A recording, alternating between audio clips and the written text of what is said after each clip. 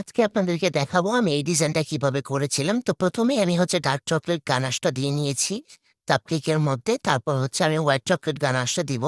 দেখেন আমি কিভাবে দিচ্ছি। হোয়াইট চকোলেট গানাশটা আমি সার্কেলে ঘুরিয়ে দিচ্ছি। চামচ দিয়ে দিচ্ছি। পাইপিং ব্যাগ দিয়ে দিলে ডিজাইনটা আরো বেশি সুন্দর হতো। তো আমি হাতের কাছে তাড়াহুড়ার জন্য পাইপিং ব্যাগ আর ইউজ করিনি। এতটুকুর জন্য আবার পাইপিং ব্যাগ একটা নষ্ট করব। এজন্য আমি চামচ দিয়ে নিচ্ছি।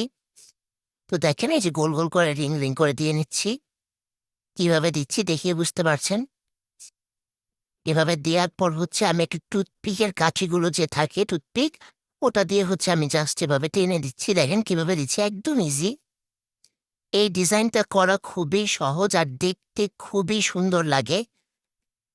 ফাইনাল আউটকাম তো আপনাদের ১ম এই দেখিয়ে দিয়েছি। তো দেখেন শুধু জাস্ট আমি কাঠিটা দিয়ে এখান থেকে টান দিচ্ছি। তাতেই ডিজাইনটা ক্রিয়েট হয়ে যাচ্ছে। খুবই সুন্দর ডিজাইনটা, একদম সিম্পলের মধ্যে। অনেকেই টাপটিকে অনেক রকম ডিজাইন করে। তাই আমি ভাবলাম একটু সিম্পলের মধ্যে করা যায় কি দেখি। তো ভিডিওটি ভালো লাগলে অবশ্যই লাইক দিবেন।